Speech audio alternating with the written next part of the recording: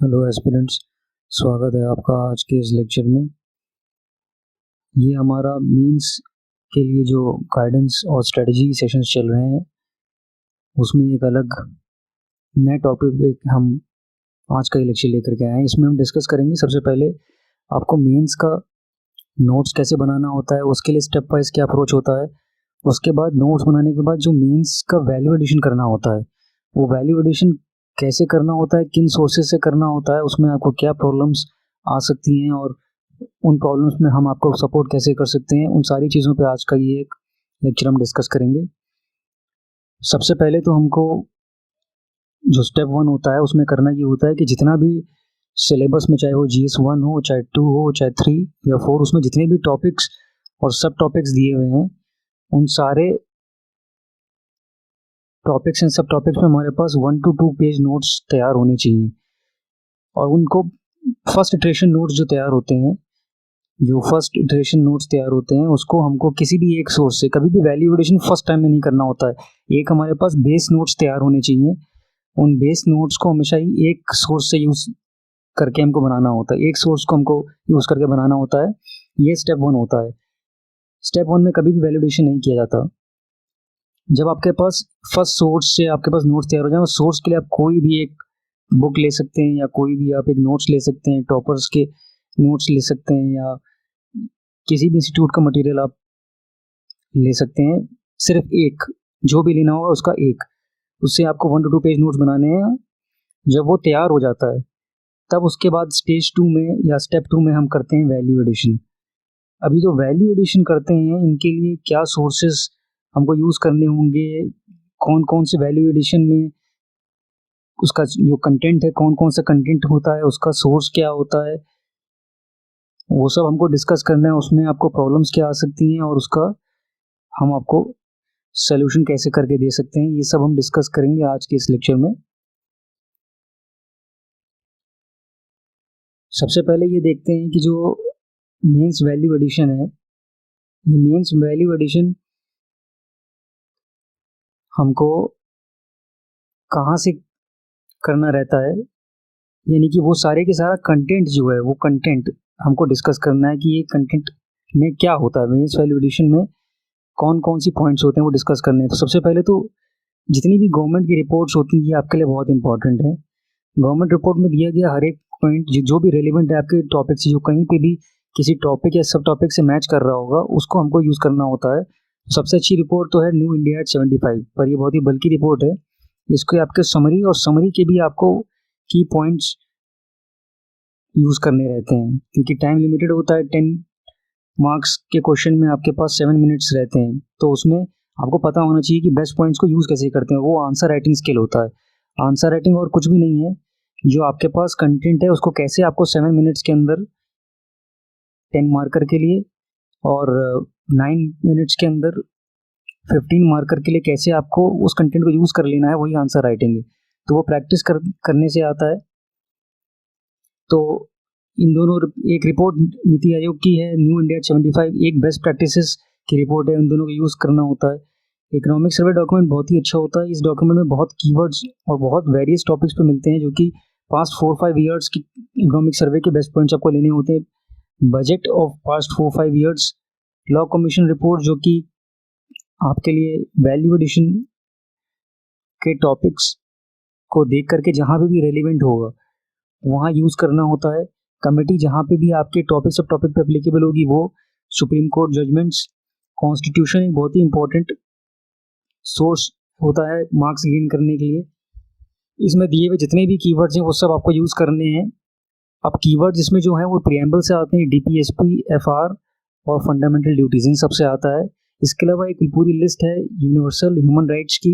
इनमें जो पॉइंट्स दिए हुए हैं ये आप आंसर रिकॉर्ड कर सकते हैं। SDG का बहुत यूज़ कंक्लूजन में करना होता है, कंक्लूजन में इसको यूज़ किया जाता है। कुछ केस स्टडीज़ हैं, चाहे वो इंडिया की हों चाहे वर्ल्ड की हों, इनको आपको यूज़ करना होता है जब आपको एक विजनरी कंक्लूजन देना होता है। तो उसमें उसके अलावा कई ब्यूरोक्रेट्स हैं, अगर इन्होंने इनके कुछ एग्जांपल्स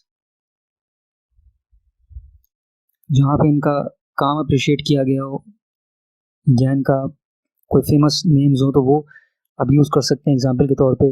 नेशनल पॉलिसीज़ का जो डॉक्यूमेंट होता है हर एक टॉपिक पे वो जहाँ जहाँ उसकी रिकमेंडेशन या फिर उसके कुछ की पॉइंट्स हैं वो जहाँ जहाँ यूज़ होंगे उसे यूज़ करना रहता है।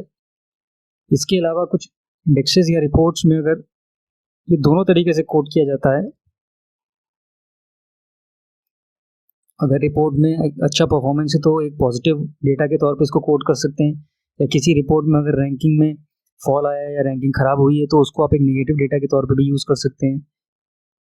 वन डायग्राम जो है आपका, एक जो 15 मार्कर होता है उसमें 15 मार्क्स वाले में आपके पास एक मैप या चार्ट होना ज़रूरी है, और जो 10 मार्क्स वाला है उसमें आपके पास एक माइक्रो डायग्राम होना चाहिए, क्योंकि ये फ्लो ऑफ आंसर्स में एक प्रेजेंटेशन को अच्छा करने के लिए बहुत अच्छा काम करता है। दूसरा है कि जो गवर्नमेंट के द्वारा स्कीम्स या इनिशिएटिव्स हैं इनका रेफरेंस हर एक टॉपिक पे जो क्वेश्चन में आया उस पर होना ही चाहिए। आपके पास कोई एक्ट हो, कोई लेजिस्लेशन बनाया हो सरकार ने, वो आपको मेंशन करना है। कुछ एक्रोनिम्स हैं, कुछ कीवर्ड्स हैं जो कि पीएम की स्पीचेस या प्रेसिडेंट की स्पीचेस में से कलेक्ट करके आपको यूज़ करना होता है आंसर्स में।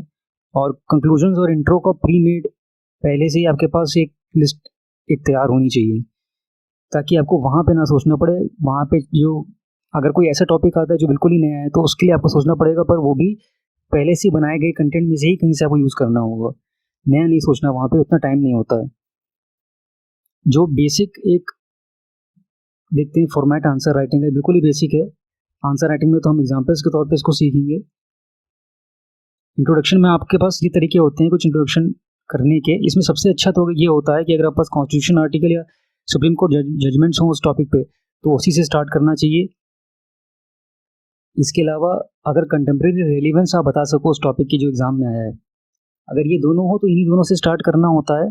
अगर ये दोनों से आप नहीं स्टार्ट कर पाए तब डेटा और फैक्ट्स, कोई रैंडम डेटा फैक्ट्स आप यूज़ कर सकते हो। बॉडी में आपको जो भी डिमांड है क्वेश्चन का वो एड्रेस करना होता है, और अगर 2 पार्ट्स हैं तो दोनों पार्ट्स को आपको एड्रेस करना होता है। जो भी क्वेश्चन में दिया है अगर उसमें प्रॉस एंड कॉन्स बन रहे हैं तो वो देखना होता है, या फिर क्या क्वेश्चन का टिल्ट है, क्या क्वेश्चन एक पॉजिटिव कनोटेशन के साथ है तो फिर उसमें प्रॉस ज़्यादा होते हैं, ये देखना ज़रूरी होता है। और ये भी बहुत इम्पोर्टेंट है कि जो भी आपके पास कोई,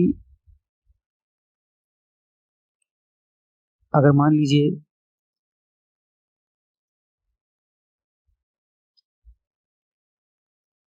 कोई टॉपिक है उस पर कोई ऑब्जेक्टिव मेंशन किया हो गया हो बाय गवर्नमेंट, या कोई टारगेट लिया गया हो तो उसका मेंशन होना आंसर में बहुत ज़रूरी होता है। ये आपको नीति आयोग डॉक्यूमेंट्स में से मिल जाएगा, वहाँ ये मेंशन्ड है। और कंक्लूजन में या तो एसडीजी से कंक्लूड करना है या कमेटी से, या कोई विजनरी कंक्लूजन का कोई एक्रोनिम्स आपके पास हो तो उससे आपको कंक्लूड करना रहता है। अब ये सारा जो मेंस वैल्यूडेशन है ये सब कहाँ से कलेक्ट किया जाता है ये भी देखना बहुत ज़रूरी है, तो उसका सोर्सेज थोड़ा सा देखते हैं। सबसे अच्छे सोर्स तो गवर्नमेंट डॉक्यूमेंट्स हैं। गवर्नमेंट डॉक्यूमेंट्स आपको बहुत इंपॉर्टेंट आपके लिए, वहाँ से आपके पास 50 to 60% कंटेंट वहीं से तैयार हो जाता है। नीति आयोग के डॉक्यूमेंट में बहुत से पॉइंट्स हैं, आप टॉपिक वाइज वहाँ से उसको ले सकते हैं। बेस्ट प्रैक्टिसेस डॉक्यूमेंट जो है ये बहुत अच्छा है। बजट और इकोनॉमिक सर्वे और सेकेंड ARC, इससे आपका बहुत कंटेंट प्रिपेयर हो जाता है। इसके अलावा valuation committee, law commission reports, कुछ कीवर्ड्स के एक्स्ट्रा कीवर्ड्स के सेट्स होते हैं, और pre made intro conclusion, national policies, supreme court judgments, SDGs, micro diagrams और मैप्स। ये सब आएगा कहाँ से? तो ये सब आता है या तो योजना मैगजीन से आप कलेक्ट करोगे, या क्रोशोत मैगजीन से जो डेली पीआईबी अपडेट्स होती हैं, पीआरएस में जो मंथली पॉलिसी रिव्यू होता है डॉक्यूमेंट, इससे आप लॉज और लेजिस्लेशन कोड कर सकते हैं। जो करंट अफेयर्स की मंथली मैगजीन्स होती हैं वहाँ से आपको कंटेंट तैयार करना होता है, और जो कोई न्यूज़पेपर में आर्टिकल निकला होता है तो वहाँ से। इसके भी अलावा मेंस टेस्ट सीरीज़ जो होती हैं वहाँ पे आपको देखना होता है कि क्या कोई ऐसा टॉपिक है जो कि पहले पूछा गया हो या करंट में रेलिवेंट हो, तो उसके पॉइंट्स कलेक्ट करने होते हैं। और एक बहुत ही इंपॉर्टेंट डॉक्यूमेंट है जो कि कलेक्शन है आपका पास्ट का मेंस का PYQ सॉल्व। आपका ये हर एक क्वेश्चन जो आया हुआ है उसकी जो थीम है उस पर आपके एनालिसिस करके उस पर आपके नोट्स प्रिपेयर हो जाने चाहिए पहले से ही। तो ये वो सारे सोर्सेज हैं जिसको आपको बहुत अच्छे लेवल पे पढ़ना होता है और उस पर नोट्स तैयार करने होते हैं। अब प्रॉब्लम ये आती है कि ये सब कंटेंट तैयार करने में लगभग 1 से 2 मंथ लगते हैं किसी भी एस्पिरेंट को जिसको कि फर्स्ट इटरेशन नोट्स अभी तैयार नहीं है। तो पहले तो फर्स्ट इटरेशन नोट्स तैयार करने के बाद वैल्यू एडिशन करने में कम से कम 1 से 2 महीने आपके लगते हैं। लेकिन जुलाई अब फिनिश होके अगस्त में हम आ चुके हैं। अगर हम 2024 का टारगेट कर रहे हैं एग्ज़ाम का, तो आप देख सकते हैं ये टाइम पीरियड है। इसके बाद आपको प्रीलिम्स में स्विच करना रहता है 2024 जनवरी से। तो अगर आपके पास 2 to 3 मंथ्स तो आपको ऑप्शन में देने ही होते हैं। अगर आप अभी नहीं पढ़ रहे हैं तो लास्ट में आपको पढ़ना रहता है। तो आपके पास 2 मंथ्स है। 2 मंथ्स में या तो आप जीएस मेंस के सब्जेक्ट तैयार कर सकते हैं या फिर उसमें किसी एक मेंस सब का वैल्यू एडिशन कर सकते हैं। अगर ये आप अपने आप कर रहे हैं तो ये सब आपको अपने आप करने में टाइम बहुत लगेगा। और ये कौन सा पॉइंट इंपॉर्टेंट है कौन सा नहीं, ये सेग्रीगेट करना भी मुश्किल हो जाता है फ्रेशर्स के लिए। तो उसके लिए हम आपको सपोर्ट करने के लिए एक इनिशिएटिव ले सकते हैं जो कि है मेंस वैल्यू एडिशन। इस इनिशिएटिव के साथ हम आपका सपोर्ट कर सकते हैं। इसमें हमने वो सारे सोर्सेज जो पहले बताए हैं वो कवर किए हुए हैं। उसको हम one source at a time discuss करेंगे आपके साथ और उस सोर्स को कंप्लीट कवर करेंगे। उसके जो भी पॉइंट्स हैं वो सारे पॉइंट्स किस टॉपिक से रिलेट हो रहे हैं, वो टॉपिक आपके सिलेबस के कौन से हिस्से से है, उससे रिलेट करके वो सारे हम आपको नोट्स बनाते हुए चलेंगे। इसी चैनल पर हमने GS4 एथिक्स की सीरीज़ चला रहे हैं जिसमें हमारे 4 लेक्चर्स ऑलरेडी अपलोड हो चुके हैं। इस सीरीज़ को हम पूरा कंप्लीट कराएंगे और अगस्त लास्ट तक इस सीरीज़ में कंप्लीट थ्योरी, केस स्टडीज़, इसका वैल्यू एडिशन, इसका PYQ, एक्स्ट्रा क्वेश्चन, सब कुछ हम कंप्लीट करा देंगे इस मंथ के एंड तक। और अगस्त एंड के बाद हमने ये प्लान किया है कि हम आपके लिए सोशियोलॉजी ऑप्शनल की क्लासेस स्टार्ट करेंगे और मेंस वैल्यू एडिशन, और इसके साथ साथ UPPSC का भी सपोर्ट 2024 का वो भी हम प्लान कर रहे हैं स्टार्ट करने के लिए इसी चैनल पर फ्रेंड्स उसके लिए आपको हमारे चैनल को सपोर्ट करना पड़ेगा। अगर आप चैनल पे पहली बार आए हैं और हमने चैनल को सब्सक्राइब नहीं किया है तो प्लीज़ 1000 सब्सक्राइबर चैनल को चैलेंज को जो हमने रखा हुआ है 1000 सब्सक्राइबर्स इन 1 मंथ, इस चैलेंज को लीजिए और चैनल को सब्सक्राइब करवाइए दूसरों से भी। अगर हमने मिलकर के ये टारगेट अचीव कर लिया तो हम फिर GS4 को कंप्लीट कराने के बाद सोशियोलॉजी ऑप्शनल को स्टार्ट कर देंगे। उसका भी लेक्चर्स फ्री होगा। जैसे कि हम पूरा एथिक्स को हमने फ्री रखा हुआ है वैसे सोशियोलॉजी ऑप्शनल को भी फ्री रखेंगे। सारे इसके लेक्चर्स कंप्लीट पेपर 1 और पेपर 2। इसके बाद हम अगर आप लोग कहेंगे तो UPPSC का भी सपोर्ट स्टार्ट कर देंगे। हमें ये लगता है कि UPSC के लिए जो भी प्रिपेयर कर रहा है उसको UPPSC के लिए भी प्रिपेयर करना चाहिए, क्योंकि UPSC ये बहुत ज़्यादा अनप्रेडिक्टेबल हो रहा है। तो UPPSC का क्योंकि सिस्टमेटिक हो चुका है प्रिपरेशन, तो बहुत आसानी से ये साथ में किया जा सकता है। अगर आपको ये सही गाइडेंस देने वाला हो तो हम इस चैनल पे वो गाइडेंस भी देंगे। और अगर आप लोग कहेंगे तो मीन्स वैल्यू एडिशन को भी हम स्टार्ट कर देंगे आपके लिए। इसलिए चैनल को सपोर्ट कीजिए। अगर चैनल को आप सपोर्ट करेंगे और हमने ये टारगेट अचीव कर लिया तो हम ये तीनों कोर्सेज फ्री ऑफ कॉस्ट चला देंगे आप सबके लिए। इसलिए जितना हो सके चैनल को सपोर्ट कीजिएगा। ये चैनल आप ही एस्पिरेंट्स के लिए है। हम हज़ारों लाखों रुपए खर्च करने के बाद भी एस्पिरेंट्स को वो क्वालिटी नहीं मिलती है और वो राइट गाइडेंस नहीं मिलता है जो वो ढूंढ रहे होते हैं, पर हम इस चैनल पे वो सब प्रोवाइड करेंगे। हमें इसके लिए आपका सपोर्ट चाहिए। अगर आपने अब तक GS4 के लेक्चर्स नहीं देखे हैं तो उन सबको देखिएगा, रेगुलर नोट्स बनाइएगा। ये सीरीज हमने स्टार्ट कर दी है। इसके अलावा हमारे कुछ स्ट्रैटेजी सेशंस भी हैं, इनकी हमने प्लेलिस्ट बना दी है।